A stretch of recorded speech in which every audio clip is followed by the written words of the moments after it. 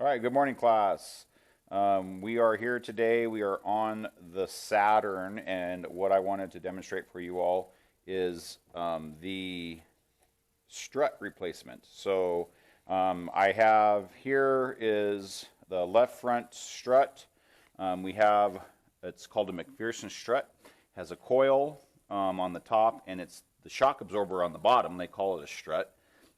Some of these are cartridge type that they can be replaced. You can take the cartridge out, but you got to remove the spring in order to do that, and you have to have a special tool in order to compress the spring.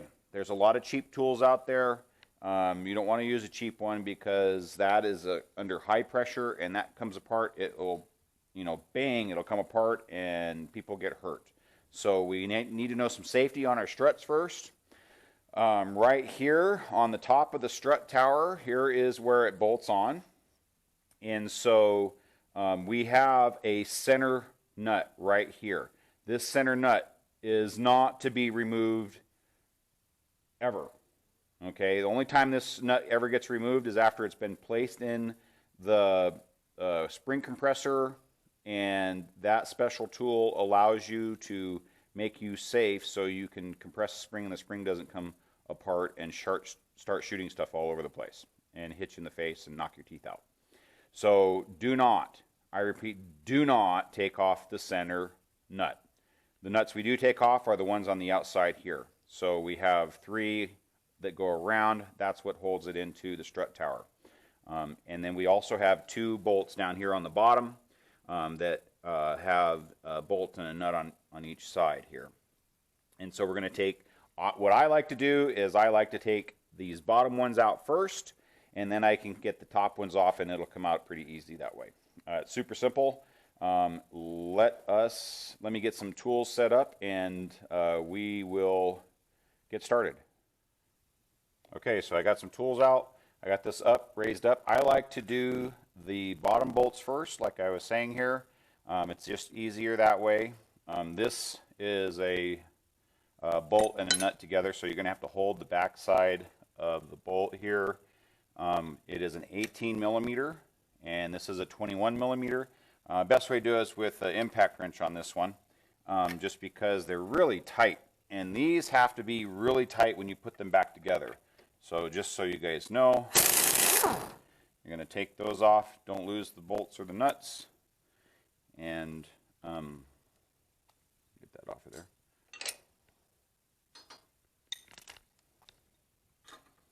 And we'll take both these out. Now what's going to happen is the knuckle's going to want to come this way. It's going to fall forward.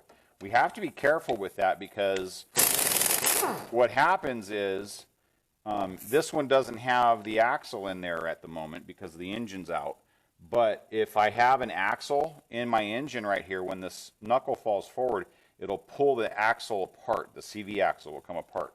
So we want to be careful with that. So a lot of times you get like a bungee cord or something to hold your knuckle. And you'll see what I'm talking about once I get this apart. So we got the bolts out, and now the strut comes loose. So we have it separated from the knuckle here. This wants to fall forward. We don't want to break anything, so just kind of be easy with it. Now what we're going to do is we're going to lower the vehicle down, and those 3 outer nuts will take off from the top.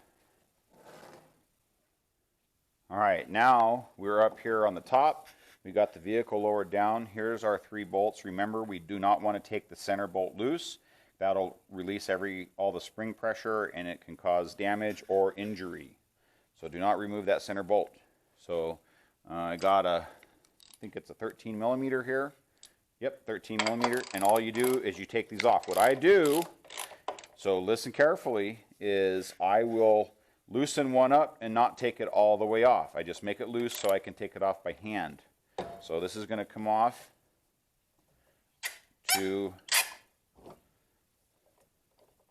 about there, just so it's still on there, but I can spin it off. And the reason for that is because when I take these 2 out, the whole strut's going to want to fall out. And I don't want to hit my feet, so I'm going to have this bolt or this nut catch it, and then I can grab the bottom of it and hold it up while I take this last nut off and then hand it through.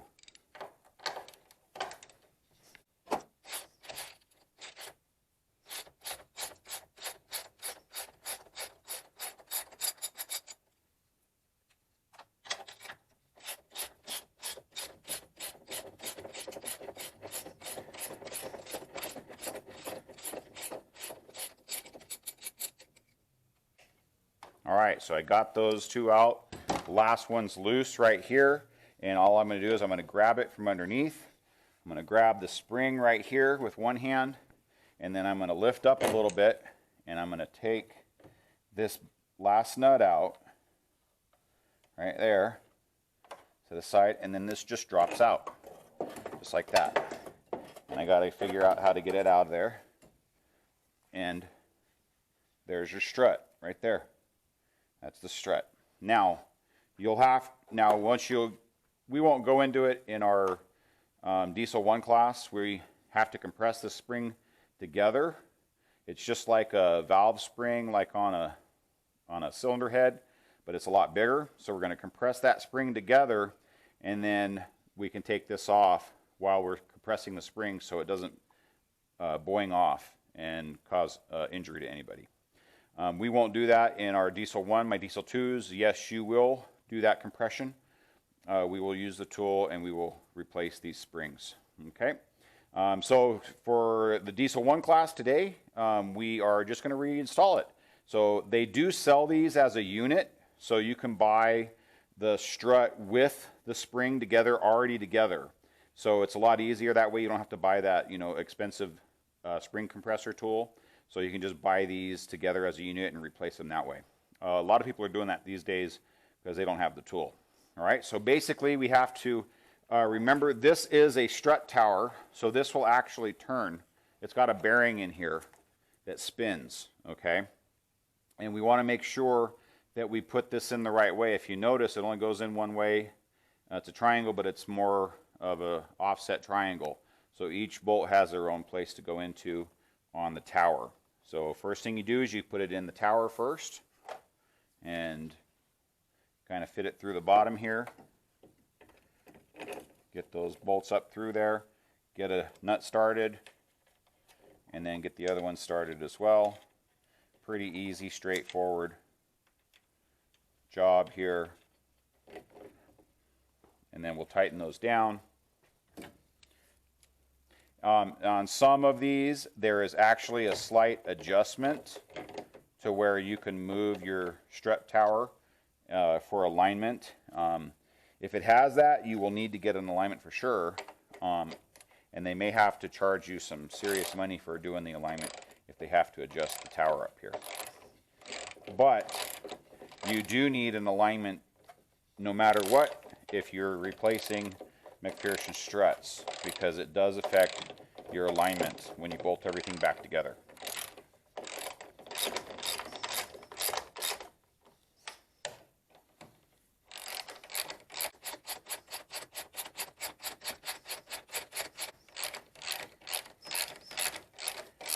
And you do not want to over tighten these. They need to be tight, but they don't need to be over tight because they are pretty small bolts. They're not very strong, so we don't want to kill them. We just want to make sure that it's secure.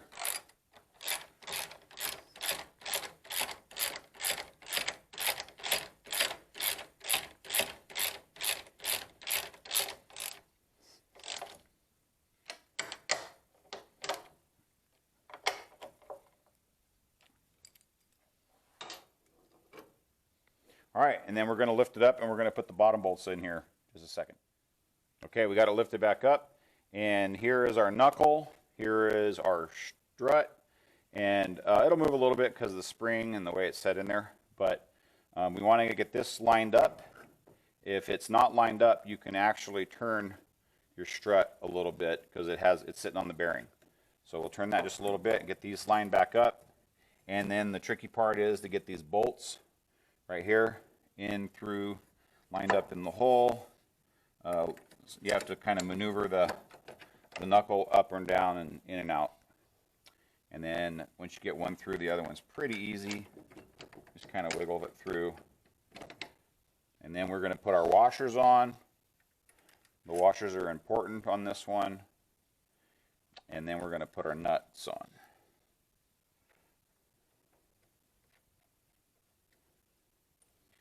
And again, these two down here do need to be very tight. You can tell by the size of the bolt and the nut that those are supposed to be tight. They make them big like that because they're supposed to be tight.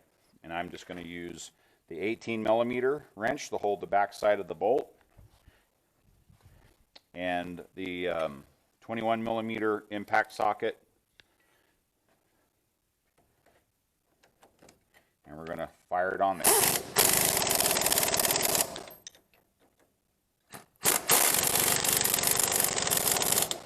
Watch your fingers when you're using the wrench, because the wrench will want to come down as you're impacting.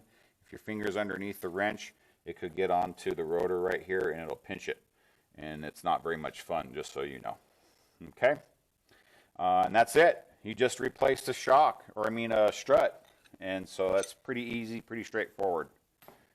All right. Easy breezy.